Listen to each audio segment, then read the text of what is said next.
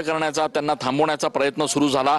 कार्यकर्त्यांची मात्र आज सुद्धा आपण ज्या वेळेला बोललो त्यावेळेला त्यांची हीच मागणी होती, त्यांची हीच अपेक्षा होती की कुठल्याही प्रकारे गोकुळ गीते यांनी या निवडणुकीतून माघार घेऊ नये, गोकुळ गीते यांनी ही निवडणूक लढवावी आणि गोकुळ गीते हे जर निवडणुकीत उभे राहिले, त्यांनी जर थेट आव्हान नरेंद्र दराडे यांना दिलं तर निश्चितपणे नरेंद्र दराडेंसाठी ही निवडणूक अवघड जाईल। गोकुळ गीते निश्चितपणे विजयी होतील असं कार्यकर्त्यांचं मत आहे। आज सुद्धा कार्यकर्ते अत्यंत संवेदनशील आहेत, उत्सुक आहेत आणि त्यामुळेच ज्यावेळेला गिरीश महाजन या ठिकाणी बैठकीसाठी दाखल झाले त्यावेळेला गोकुळ गीते यांच्या नावाचा जय जयकार सुरू केला, घोषणाबाजी सुरू केली आणि कुठल्याही प्रकारे गोकुळ गीते यांना माघार घ्यायला लावू नका अशा पद्धतीची एक भूमिका जी आहे ती घोषणाबाजी करत कार्यकर्त्यांनी गिरीश महाजन यांच्या समोर मांडलेली आहे। त्याच्यामुळे साहजिक आहे की कार्यकर्ते जे गेल्या अनेक दिवसांपासून या प्रयत्नात आहेत की ही निवडणूक जी आहे ती गोकुळ गीते यांच्या बाजूनी व्हावी, त्या कार्यकर्त्यांचा मात्र आजच्या या बैठकीनंतर आणि या पत्रकार परिषदेनंतर निश्चितपणे हिरमोड होणार आहे। कारण गोकुळ गीते हे ज्या पद्धतीनं ही संपूर्ण प्रचार यंत्रणा राबवत होते, ज्या पद्धतीनं त्यांनी एक झंझावात प्रचाराचा निर्माण केला होता, त्याच्यावरून एक गोष्ट निश्चित होती की महायुतीच्या उमेदवारांना ही निवडणूक निश्चित सोपी नाही आहे आणि त्यामुळेच हे सगळं चित्र बघितल्यानंतरच स्थानिक पातळीपासून ते अगदी वरिष्ठ पातळीपर्यंत महायुतीच्या नेते मंडळींनी गीते बंधूंची समजूत काढायला सुरुवात केली, गीते बंधूंची समजूत काढण्यात प्रयत्नांची पराकाष्ठा केली आणि अखेर आपण आज बघतोय की या ठिकाणी ही बैठक पार पडतीये। बैठकीनंतर पत्रकार परिषदेमध्ये गोकुळ गीते आपली माघार देखील घेतील।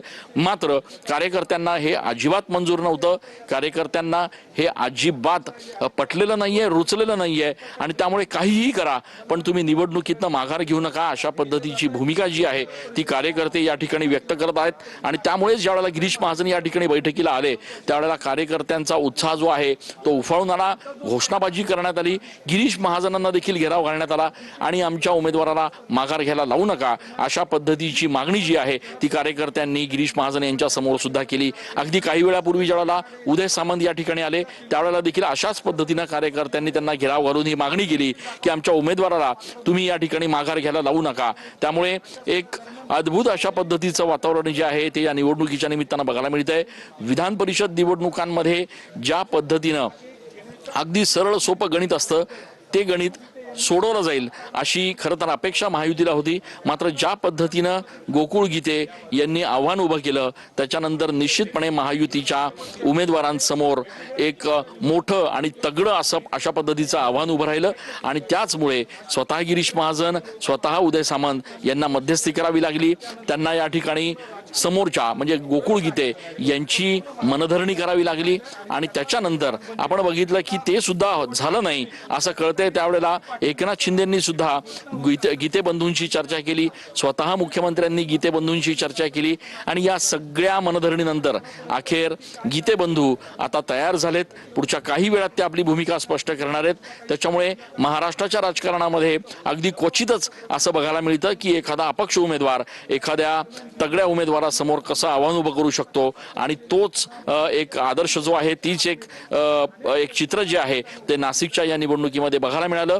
गीते बंधू आणि त्याचप्रमाणे गोकुळ गीते यांनी ज्या पद्धतीचं एक आव्हान या ठिकाणी निर्माण केलेलं आहे त्यामुळे निश्चितपणे महायुतीसाठी ही निवडणूक जी आहे ती आव्हानात्मक झालेली होती। आता मात्र या बैठकीनंतर या संपूर्ण निवडणुकीचं चित्र बदलणार असं दिसतंय।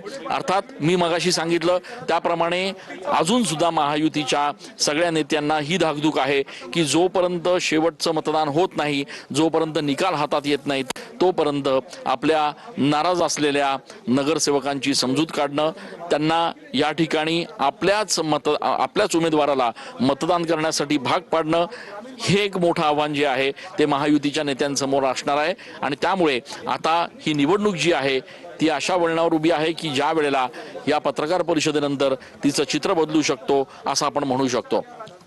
चंदन, ही दृश्य आपण पाहतो आहोत, गीते यांच्या निवासस्थानची ही दृश्य आहेत। नाशिकची विधान परिषदेची निवडणूक अगदी चांगलीच चर्चेत, अर्ज माघारीच्या दिवशी सुद्धा नाट्य मोठं घडलेलं होतं, त्याचं लाईव्ह कव्हरेज आपण आपल्या प्रेक्षकांपर्यंत पोहोचवलेलं होतं। आता खरं तर माघारीची मुदत उलटून गेली आहे, मात्र तरीही प्रयत्न शेवटपर्यंत महायुतीच्या सगळ्याच नेत्यांकडून सुरू होते। तीन मंत्री त्या ठिकाणी प्रत्यक्ष गोकुळ गीते यांनी माघार घ्यावी यासाठी प्रयत्न करत होते. हिरे यांची माघार घडवून आणण्यात यश आलं. ही दृश्य खूप काही सांगून जात आहेत. आत्ता आपण जे गोकुळ गीतेंना पाहिलं त्या ठिकाणी बसलेले गोकुळ गीते आत्ता त्या ठिकाणी उपस्थित आहेत, शांत आहेत. पण ते नेमकी काय भूमिका घेतात हे पाहणं अत्यंत महत्त्वाचं असेल.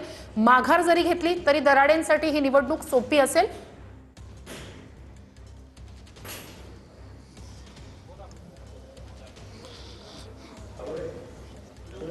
खरं तर हाच महत्वाचा मुद्दा आणि हीच धाकधूक जी आहे ती महायुतीच्या नेत्यांच्या मनात सुद्धा असणार आहे. आणि त्याचं कारण अगदी स्पष्ट आहे की निवडणुकीमध्ये नगरसेवक कोणाला मतदान करणार हे स्पष्ट होणार नाही. छुप्या पद्धतीनं गुप्त पद्धतीनं हे मतदान असणार आहे. त्यामुळे नेमकं कोण कोणाला मतदान करत आहे याची स्पष्टता शेवटपर्यंत येणार नाहीये. आणि त्यामुळे निश्चितपणे धाकधूक महायुतीच्या नेत्यांच्या मनात ही निश्चितपणे आहे की आपलेच नगरसेवक कदाचित नाराज असल्यामुळे इतर उमेदवाराला म्हणजेच गोकुळ गीते यांना मतदान करतात का. आणि त्याच दृष्टीनं आता पुढची रणनीती जी आहे ती महायुतीच्या नेत्यांकडनं आखली जाती आहे. पहिला टप्पा होता गोकुळ गीते यांनी माघार घ्यावं यासाठीच्या प्रयत्नाचा. त्याच्यात अयशस्वी ठरल्यानंतर किमान गोकुळ गीते यांनी या निवडणुकीमध्ये आपली प्रचार यंत्रणा थांबवावी, नरेंद्र दराडे यांना थेट पाठिंबा द्यावा हा दुसरा प्रयत्न होता. त्या प्रयत्नामध्ये कुठेतरी महायुतीचे नेते जे आहेत ते आता यशस्वी होत असल्याचं बघायला मिळत आहे. कारण या बैठकीमध्ये जवळपास निश्चित झालेलं आहे की गोकुळ गीते हे आता माघार घेत आहेत. मात्र सगळ्यात मोठं आव्हान आणि सगळ्यात महत्त्वाची जी अडचण आहे ती हीच आहे की निवडणुकीमध्ये ज्या वेळेला मतदान प्रक्रिया पार पडेल त्या मतदान प्रक्रियेमध्ये महायुतीच्या सगळ्याच नगरसेवकांनी आपल्याच उमेदवाराला मतदान करावं आणि त्याला निवडून आणावं. मात्र मागच्या विधान परिषद निवडणुकांमध्ये जर आपण आठवत असेल तर लक्षात येईल की शिवाजी सहाणे ज्यावेळेला राष्ट्रवादीचे उमेदवार होते आणि स्वतः मुख्यमंत्री असताना देवेंद्र फडणवीस यांनी आपल्या सगळ्या नेत्यांना या ठिकाणी सांगितलं होतं की शिवाजी सहाणे यांना या ठिकाणी निवडून आणायचं आहे. त्याच्यानंतर सुद्धा सहाणे यांचा पराभव झालेला होता. आणि त्याच धर्तीवर तीच धाकधूक जी आहे ती आज या ठिकाणी कदाचित गिरीश महाजन यांच्या मनात आहे. कारण जरी आता हे सगळं चित्र स्पष्ट झालेलं असलं, जरी आता गोकुळ गीते यांनी माघार घेण्याची घोषणा केलेली असली किंवा करणार असले आणि एकूणच ही निवडणूक एकतर्फी होईल असं जरी चित्र सध्या दिसत असलं तरी निवडणुकीच्या दिवशी, मतदानाच्या दिवशी नगरसेवक कोणाच्या पारड्यात मतदान टाकणार हे देखील तितकंच महत्त्वाचं असणार आहे. आणि त्यामुळे अगदी शेवट